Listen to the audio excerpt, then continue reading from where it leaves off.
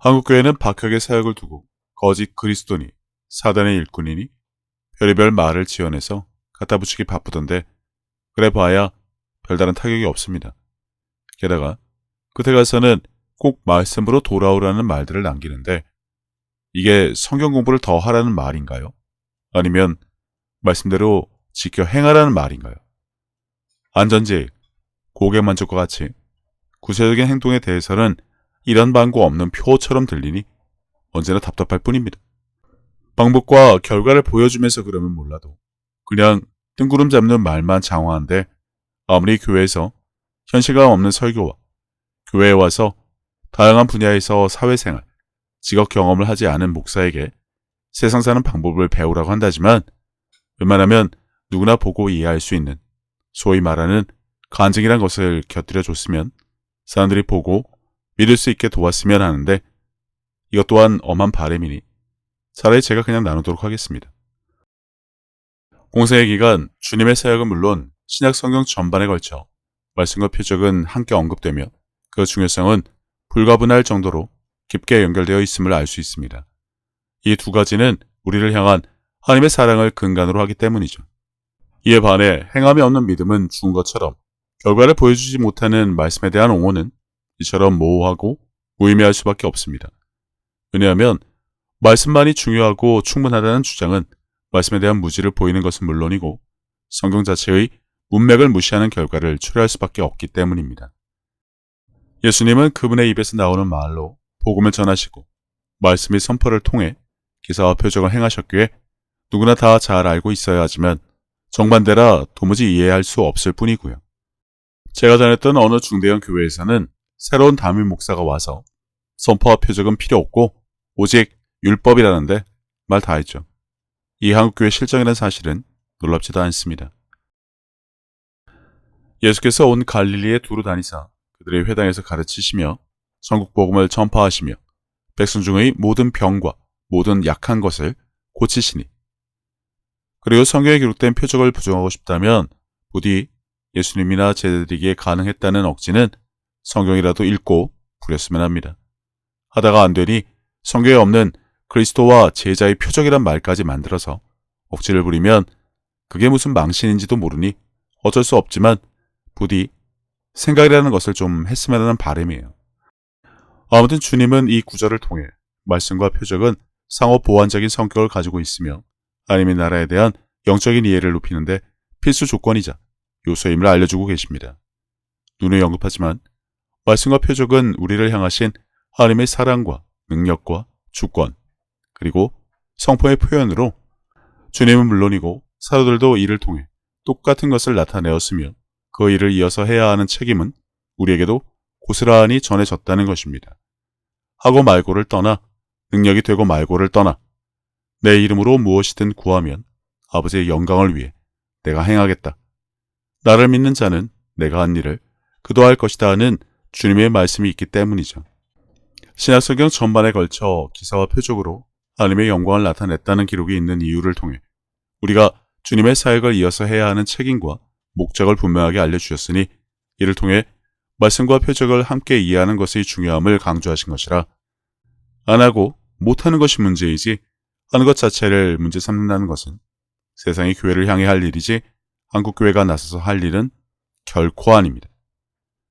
요즘 성경 백독이 무슨 자랑거리가 되어 그 결과로 모사하게 되었다는 영상들이 우후죽순으로 올라오는데 도대체 백독을 하려면 일주일에 1독을 한다고 치더라도 꼬박 2년이 걸리는데 차라리 그 시간에 나가서 복음을 전하고 표적을 통해 질병을 고치고 귀신을 쫓아 묶인 자를 자유롭게 하면 더 좋을 텐데 식음을 전폐하고 성경만 보니 그래서 알게 된 것을 공유하는 것이 유행처럼 되었지만 성경에는 말씀과 표적에 함께하여 신자들에게 깊은 믿음을 가져다주는 역할을 수행한 기록이 다양하게 나와 있으니 이와는 전혀 상관없이 오직 박형만 들먹이며 이것이 성령의 사역이냐며 아는 척을 하려는데 세상에 단 한 명도 성령의 사역이 어떠한 것인지 전부 다 아는 자가 없는 마당에 무슨 질서를 운운하며 그 기준에 벗어났다고 트집을 잡으려는지 모르겠습니다.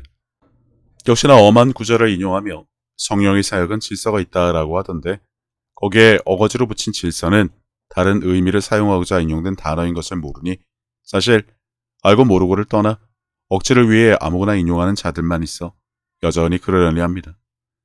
아는 척은 하고 싶은데 말이 많아지면서 그들의 수준은 여실히 드러나니까요. 아무튼 할 일은 안 하고 매일 시위와 집회만 다닌다고 일이 해결된다고 생각하는 무리도 있던데 그러면 그럴수록 한국교회 수준만 만민과 만천하에 들통날 뿐이니 이래가지고 만민에게 복음이나 제대로 전할 수 있을까요? 놀림이나 당하지 않으면 다행이지. 그러나 내가 만일 하나님의 손을 힘입어 귀신을 쫓아낸다면 하나님의 나라가 이미 너희에게 임하였느니라. 공세기간 주님이 무엇을 하신지 누구나 아니 하나님의 나라는 이미 우리에게 임했습니다. 천국 복음을 전할 수 있는 합법적인 근거가 마련되었고 이 천국 복음은 말씀과 표적이 공존합니다. 공세기간 예수님은 하나님 나라를 현 세계에 실체화를 시켰다는 것을 성경에서 발견하지 못하면 모를까? 그럴 수조차 없는 마당에 두려워 말라, 믿기만 하라는 말씀에 대한 올바른 이해를 가질 수 있을까요? 믿지도 못해 두려운 마당의 말입니다. 교회는 흔히 말씀에 대한 언급을 하며 주님이 주신 말씀을 강조하고 배우라고 하는데 신앙이란 것은 말씀을 통한 지식뿐만 아니라 표적으로 인한 경험을 통해 믿음의 깊이도 추구할 수 있다는 사실을 알아야 합니다. 누누이 말합니다만 천국 복음에 대한 이해는 사람마다 다릅니다. 믿음은 들으면서 난다고 하시니 중구장창 듣기만 하는데 거울 원리 때문에 듣고도 잊어버리는 자가 태반이고 설교를 듣고 하루아침에 바뀌는 사람도 있고 기독교를 싫어하다 못해 저주하던 사람도 표적을 경험한 후 자신이 발벗고 나서 온 가족과 친척 수십 명을 데리고 교회에 와서 등록시킨 자도 있으니 표적은 말 그대로 하나님의 사랑과 능력과 주권을 알게 하는 방법 중 하나일 뿐이지 이것을 두고 하면 안 된다, 끝났다, 발악을 성령 모독을 하는 것이라 사함을 받지 못하는 죄라는 사실을 알고 살아생전에 부디 멈추게 되기를 바랍니다. 여기서 다시 영상의 주제인 말씀으로 돌아오란 말들을 표적에 다니하면서 꼭 붙이는데 그러니까 말씀으로 돌아가서 뭘 하라는 것인지 밝히 보여주기 바랍니다. 읽으란 것인지 알라는 것인지 지식이 충만해지라는 것인지 아니면 그 외 무엇이라도 있기라도 해서 그것을 하라고 하는 것인지 좀 구체적인 가이드를 보여주면 좋을 텐데 구호만 외치고 있으니 표적이 무슨 말씀 없이 독자적으로 행하는 무슨 별책부로를 알던데 성경을 도대체 어떻게 읽으면 이럴 수 있나 싶습니다.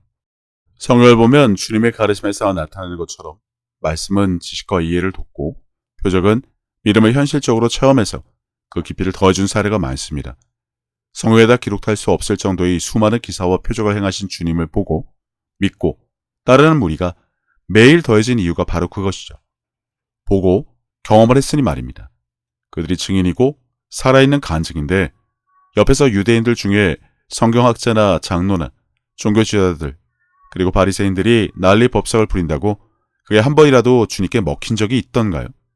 다 망신만 당하고 끝난 것을 성경을 통해 봐서 누구나 하는 마당에 지금 한국교회가 앞장서서 그들이 한 일을 그대로 반복하고 있으니 이게 무슨 일인가 싶을 뿐입니다. 그때나 지금이나 자신들이 아는 것을 최고로 여겨 예수님을 대적하는 모습이 똑같으니 말입니다.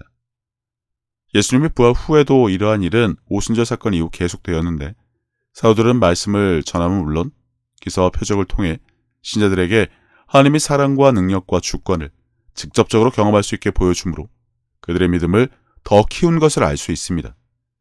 이런 마당에 말씀이란 무엇인가요? 그분의 계명과 명예에 가득한 말씀으로 돌아오라는 말이 무슨 말인가요? 설마 그 뜻도 모르고 박하게 반대하기 위해 표적이 아닌 말씀으로 돌아오라는 억지나 부린 것이라면 더 이상 실망할 것도 없으니 그냥 그러려니 하겠습니다. 아무튼 말씀으로 돌아오라가 단지 지식으로, 묵상으로, 암기로, 아는 것으로를 말한다면 완전히 헛다리 짚은 것입니다. 성경은 역사책이 아닙니다. 시대별로 정리해서 설명을 해준다고 좋은 설교가 아닙니다. 그 안에 있는 하나님의 뜻, 그분의 일, 하나님의 사랑과 능력과 주권을 알리고 눈으로 보여줄 수 있게 성령이 나타나신과 능력으로 하지 못한다면 천국 복음이 과연 무슨 의미가 있을까요? 자, 말씀으로 돌아왔다고 칩시다. 그럼 이제 무엇을 하라는 것인가요? 훌륭한 설교자의 설교를 들으면 될까요? 아니면 외국의 유명한 신학자가 출판한 책을 사다가 공부를 하면 될까요? 신학과 교리를 자랑하려는 속셈이라면 애시당초 잘못된 접근이자 발언일 뿐입니다. 말씀으로 돌아오라는 단순하게 지식으로 이해하라의 수준에 머물러서는 안 됩니다. 믿음으로 행하라는 것이죠. 표적에 따르고 이를 행하는 것은 말씀을 바탕으로 행하는 것입니다. 주님의 말씀과 명령과 계명을 행함으로 사람들에게 하나님의 나라 실체를 보이라는 것입니다. 예수님이 증인이 되라는 것이고요. 그 일환으로 만민에게 복음을 전하고 표적으로 믿지 않는 자들을 믿게 하라는 것입니다. 내가 아버지 안에 거하고 아버지께서 내 안에 계심을 믿으라. 그러지 못하겠거든 행하는 그 일로 말미암아 나를 믿으라. 표적을 행함이란 믿는 자가 아버지 안에 거하고 아버지께서 믿는 자 안에 계심을 믿지 못하겠으면 그가 행하는 것을 보고라도 믿으라고 주신 것입니다. 주님의 일을 이어서 할 수 있도록 말입니다. 그러니 말씀으로 돌아갑시다.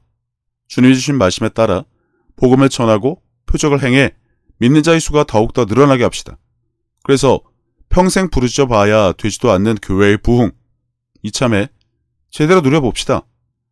그 성의 기쁨이 넘치고 구름처럼 따르는 무리가 늘게 하는 방법, 한국교회에 없습니다. 아무리 신학을 하고 부흥회를 열고 외부 강사를 초청하고 기도회를 열어 밤새도록 회개 기도를 해봐도 안 된 것이 과연 그들이 정성이 부족해서인가요? 아니면 조금 더 하면 결과를 볼 것 같은 막연한 기대감 때문에 그런가요? 뭐 좀 기다리면 그 부흥의 결과를 볼 수 있을까요? 미국의 에즈버리 부흥이나 부러워하는 한국교회 여러분, 여태 수십 년을 낭비하고도 부족합니까? 내가 육신으로, 율법으로 무엇이라도 해보고 싶어요? 맞습니다. 말씀으로 돌아가세요. 그리고 거기서 주님이 무엇을 하셨고 무엇을 하라고 명령하셨으며 그것이 실현될 수 있게 무엇도 해주신다고 했는지 다시 읽어보세요. 주님이 하신 일이 무엇인지도 찾아내세요. 복음을 듣고 믿는 자가 누구를 지칭하는지도 알아내세요. 아버지의 영광을 위해 구하는 자에게 왜 성령을 보내주시겠다고 하셨는지를 발견하세요. 행함이 없는 믿음은 죽은 것이라는데 말씀으로 돌아가면 도대체 무엇을 해야 하는지도 발견하세요. 믿음으로 말씀을 행함이 도대체 무엇이며 무엇을 행하는 것이 믿음으로 하는 것인지도 발견해 보세요. 무엇보다 당신을 위해 십자가에 달리신 주님이 하나님이 이제 당신이 무엇을 하기 원하시는지 발견해 내세요. 그 와중에 몇 명은 마음을 새롭게 하여 변화가 될 것입니다. 그러면 됩니다.